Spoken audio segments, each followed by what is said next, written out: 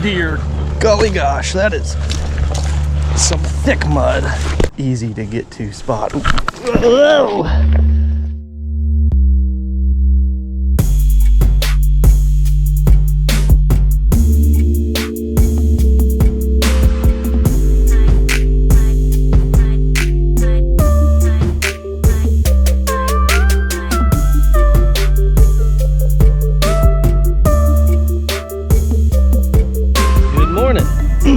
I am on my way to work, but it's bright and early, 7 o'clock in the morning. It's actually not too early. I had to stop by Lowe's on my way here.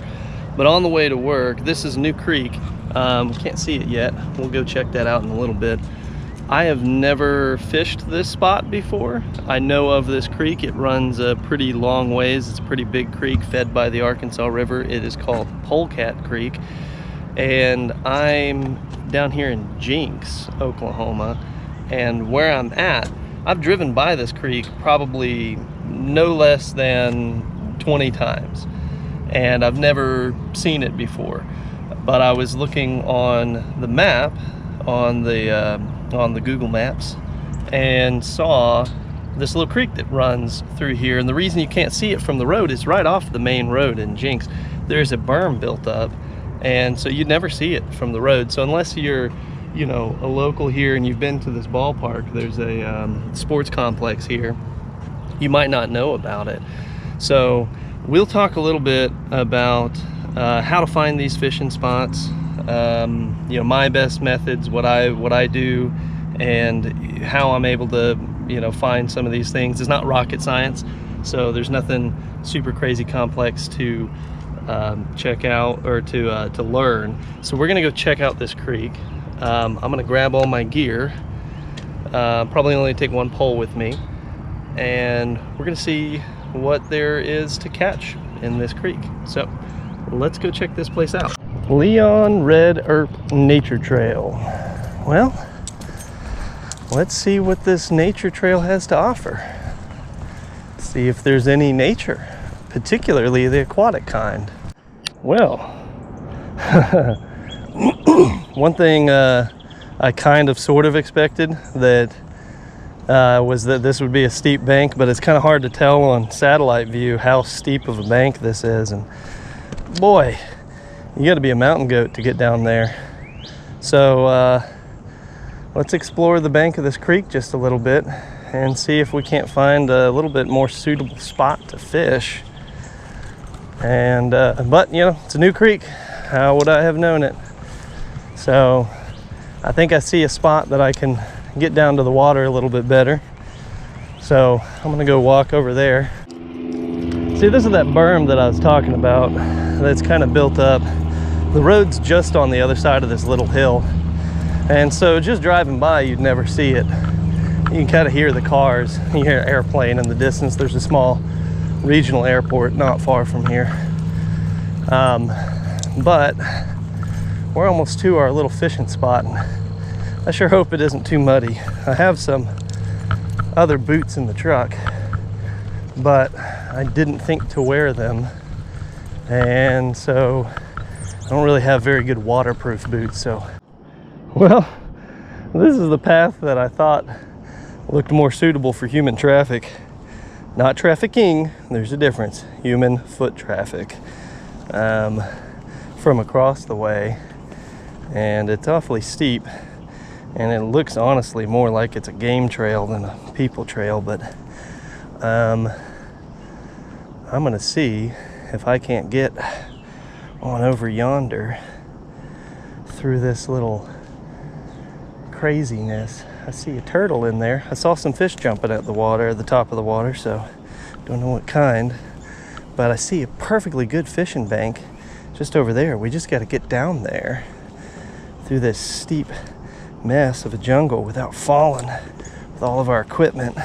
And I don't know if you can tell on the video, but I'm a 6 foot tall individual, and that is a 1.5 foot tall little path here. So let's try and crouch under or move it away.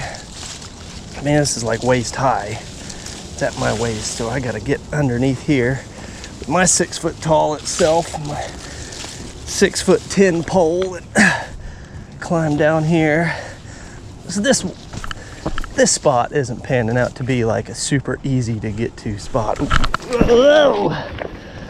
Frog jumped, and I don't know if we caught that on video because I was too busy falling. Oh, hey, look, there's another little froggy.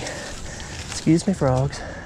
That may mean that a frog bait might work out here if the bass are keen on eating them. I really should have worn my other boots.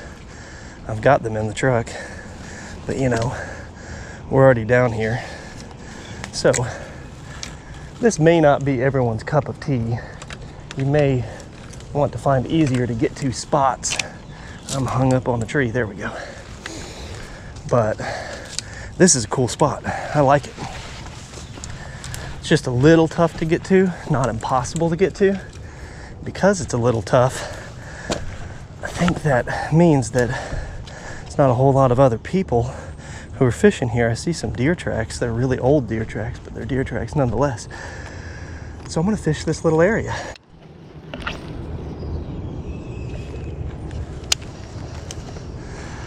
Oh, good. So, as I was saying, my method for finding these spots is really, so I'd mentioned before I'm a mechanic. I own a mechanic shop. It's a mobile mechanic shop. So I do on-site repairs. So I'm always traveling around the greater Tulsa area. And in my travels, and I say travels, that's, you know, 15-minute drives here, 20-minute drives there. Ooh, there's a gar. I see a gar. So in my travels, man, I bet if I rigged over to a gar rig, I could catch him. But he's gonna be gone before I switch baits, I think. Oh no, he's coming over here. He's coming to check me out. Oh well, that'll be another day. We'll deal with that another day. Let's see if we catch bass. So in my travels, by just, you know, so I'm constantly, my job site is, you know, moving around. So sometimes I'll just look on the map along the way if I don't know of a spot already.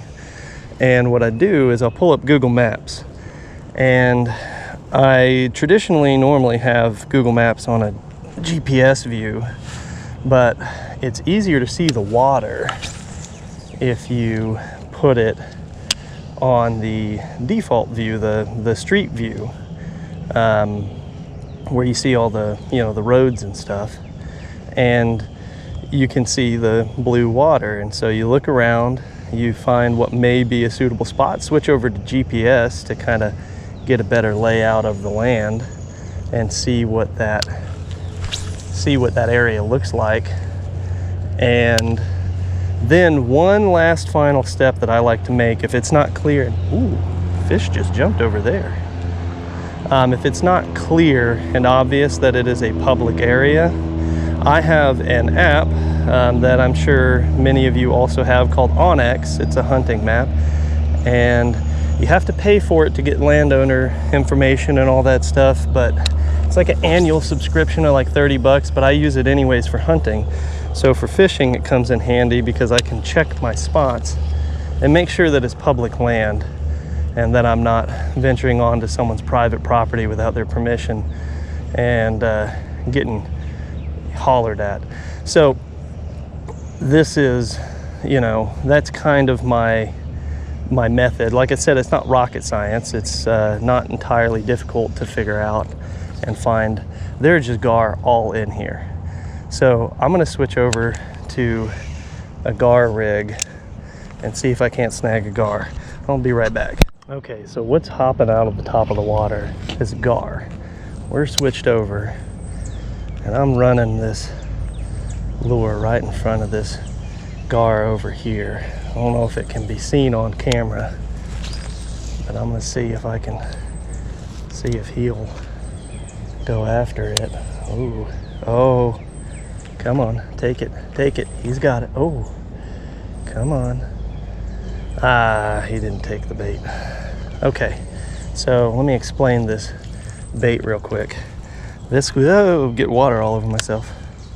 This actually has no hook in it. All it is some rope that I've unfrayed, and I learned this trick on YouTube actually. I watched it. Some guy had made it, and I'd seen him catching gar with it, and I've seen them bite it. So what it does is, because it's so, the fibers are so fine on that rope, is it gets caught up in their teeth. And gar are hard to hook because they have hard mouths, and they've got all these rows of teeth. And so, you know, I could hook them with a lure of some kind, but man, these fish are just hopping out of the water right in front of us as we're talking. And so I could hook them probably with the frog lure, and I guess I could run that because it looks like we got some topwater bites, and it's got a little bit more weight to it, so I'm not going to be bird's nesting all the time. But anyhow, the way it works is it gets caught up in their teeth and they get tangled up, and that's how you catch them. Okay, we are back with a frog on our line, and we're going to see if we can get in on some of this topwater action. All the fish are hopping around about.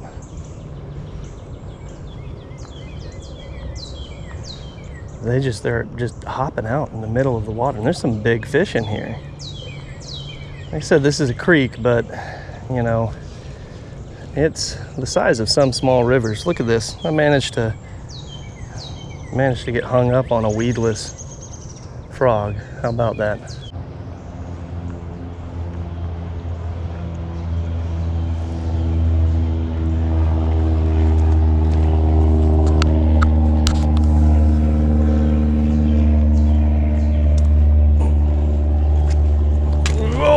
Dear golly gosh, that is some thick mud.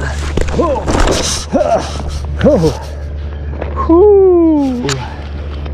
I don't know if the camera saw that, but I went up to my calf in mud. Oh dear, that was a close one. You almost lost me in there. Instead of watching my videos, you'd be looking at my fossilized remains. That was a nice one. Should have definitely worn the other boots. Okay, I feel kind of bad because already today I've had some misadventures, and I don't want to discourage anybody from doing this. Oh, there he goes. He's got the frog. Come on, choke it down. Oh, he's attacking that frog. I don't know if you can see. He's going after it. Oh, come on. Come on. Oh, there we go. Take it. So I'm going to let him take the line out as he takes my frog away. And I'm going to let him munch on it a little bit before I set the hook. He's got to munch on it.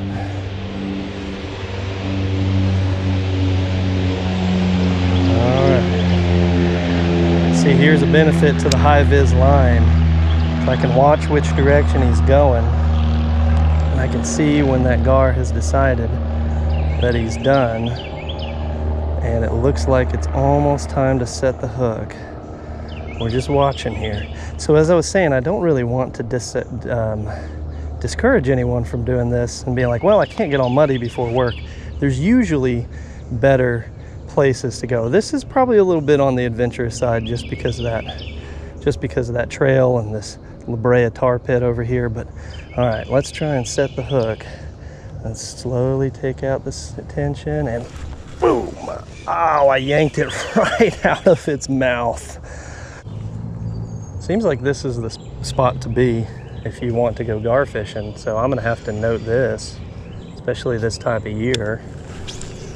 It must be just a hot time to fish for gar. They seem to just be attacking, not really eating it. like they're being aggressive, like they're spawning or something, perhaps. I don't know. I'm not a zoologist or a fish expert by any stretch of the imagination. So if someone knows better than me about why the gar are doing this and they're just hitting at the lure instead of munching on it, you know, comment below. Let me know. Let me know. I think it's time to switch up our game. Let's find another lure to run, and let's try that brushy area without going into the La Brea tar pits. All right, I see a little brush pile over there that I'm gonna try and snag a bass out of. Now that we're done messing with the gar, it's time to switch back to bass mode. I just don't think I'm gonna catch a gar on this setup. I may have to, you know, come out here with the actual intent of gar fishing to have any amount of success with the gar. All right, so we moved back to our original spot because that spot over there, the sun started coming out and it is starting to get toasty. I don't want to get too sweaty before I have to go to work and get sweaty. I don't want to get a pre-sweat on, so I'm still seeing a ton of gar in here, and I don't know, in my experience, it just seems like when I see a bunch of gar, there's just like never any bass. And I don't know if it's just because these things are just apex predators in the area and the bass just can't compete, or maybe you guys know something I don't know, and maybe when there's gar present, the bass have a different mindset, different, you know, they behave differently, and you got to throw a different bait. Maybe they're not as aggressive, and throwing this spinner isn't going to do me any favors. So comment below if you know something that I don't know, which is probably true. Probably a good chance that you know something I don't know when it comes to fishing. Not necessarily an expert. I just do it a lot, which doesn't make me an expert. It just makes me a stubborn individual is all. Catch gar, almost fell into the creek. I'm telling you, I'm really doing my best not to discourage you guys from getting out there and getting fishing, even in the middle of the week, right before you go to work. Just don't, for your first time, don't pick such an adventurous spot. That might make your life a little bit easier. How about that? So one thing I like about fishing on weekdays is, and now this spot probably is almost never busy just because of the degree of difficulty to get here, but most spots that otherwise would be busy, they're just not busy on a weekday. And so you kind of, you know, maybe you're the type that you like to get out there and get chatting with other fishermen and stuff like that, and I'm kind of the same way sometimes, but it's kind of nice little peace and quiet. Have yourself a nice little spot of serenity in the morning before you head to work, and kind of aid in keeping your sanity as you go back to the daily grind. Well, that was cool, staring at the gar in the water, and wasn't paying attention to my backswing here. So let's get this mess undone. All right, so before we head out of here entirely, I'm going to try and see if we can find another means to get down to the bank on the other side and fish a slightly different spot. I've got a few minutes before I got to head to work. Hey, little Mr. Bunny Rabbit, or Mrs. Bunny Rabbit, I can't tell, too far away. Hey, little guy or gal, how are you? That was a little tiny rabbit. It was letting me get unbelievably close to it. Oh, there you go. Oh, still not even like took off, just kind of sauntered off there. Huh. Well, this doesn't look any more accessible than the other side. In fact, if anything, I think this is more challenging. So, I think I'm gonna give it a shot. I think I'm going to try and get down there. I'm less concerned with the rocks and falling and all that stuff, and more concerned with how great of a habitat this looks like for snakes. Don't try this at home, kids. This is whoa, whoa, whoa, whoa, whoa. Yeah, that is some stable footing right there. Let's whoa, whoa, whoa. Okay, all right, we're on to something now. Here we go. Okay, all right, keeping an eye out for the slithery snakes. All right, look, we made it. Okay, so I'm going to be running this watermelon red 6-inch lizard. It's got nice colors, and I know it's less exciting than a spinnerbait or a frog, but I feel like where we're at in this specific area, if we toss a weightless lizard in, or weightless plastic really of any kind, I think it'll produce. So one thing to remember, if you're anything like me, if you're fishing before you go to work, it's easy to lose track of time. So probably not a bad idea to set an alarm or just be mindful of your time. Because what I don't want y'all to do, I don't want y'all to get fired because you don't show up to work on time because you were fishing. That wouldn't be good. Other tips on gear, right? So, like in my truck, I have the luxury of having a truck, and it's really a necessity for my job. I, have a mechanic shop in the back of my truck, so can't really do that in a Honda Civic. So the benefit of having a truck is that, I've got plenty of space to store lots of fishing gear, but there's plenty of options that you can take. If you get like a 2-piece rod, you can break it down, you can put it in the back of a truck or back of a car, no problem. They have telescoping rods and stuff like that. And that doesn't have to be your everyday or your main rig, but that could be your portable rig to stash with you in your car on your way to work. Another thing to consider if you're keeping your fish, that's a thought, hey, what if I catch a fish that I intend to keep before I go to a 8, 10, 12-hour shift? Well, what I do is I have a small cooler with me, and I have all the means of filleting fish on me, and so I can just fillet the fish. And in my cooler, I keep Ziploc bags.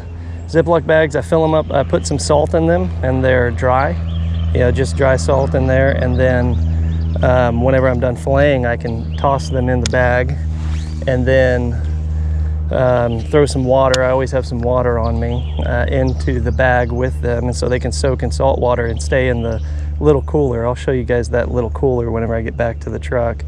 And it just has an ice pack in it, and it'll keep the fish fresh.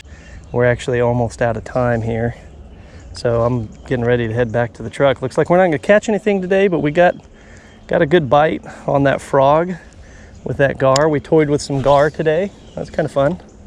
And this will probably be my last cast, and then I'll be mountain goating on up to my truck. Okay. Time to head back up this treacherous path. I feel like going up is usually a little bit easier, but we'll see how that works. And like I said, not for the faint of heart. If, for your first, pre-work adventure, maybe choose a spot that's a little bit more tame, and then, work your way up. Or you could just, go big or go home, and do what I'm doing. Climb up some uncertain path to get to and from your fishing spot. Oh, that's a hole that I don't want to put my foot in.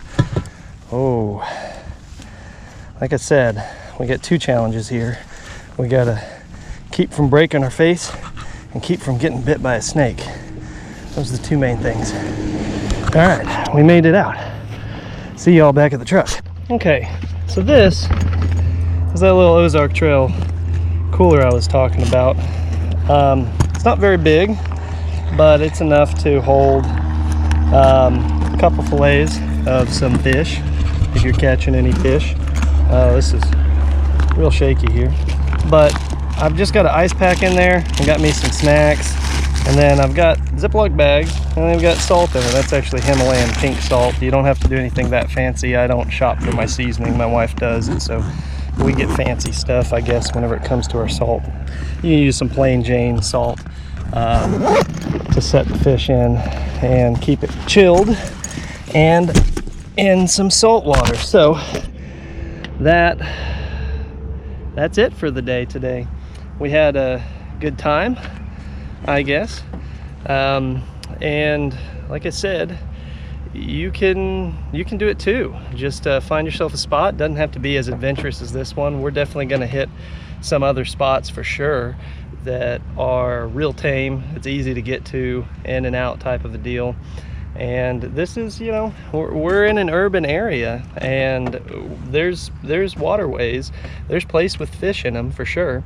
So, you know, get out there, do some fishing, enjoy yourself. It's a wonderful start to the day. I would like you guys to comment, tell me what you want to see. So far we've done a lake, we've done a pond, and we've done a creek. Haven't done the river yet. We will do a river, and then we'll have all of the bodies of water, types of bodies of water, and you'll get to see, you know, all of the possibilities. Fortunately, where I live, I love the area that I live, that I have so much opportunity to get out there and fish different waterways, you know, between a lake, pond, and creeks and things like that. So it doesn't have to be anything spectacular or special. Just find a spot, even if it's just a little pond, throw a line in the water, see how well your day goes after that. It's pretty enjoyable. It's a nice start to the day. So like, comment, and subscribe for more videos, and we will see you next time.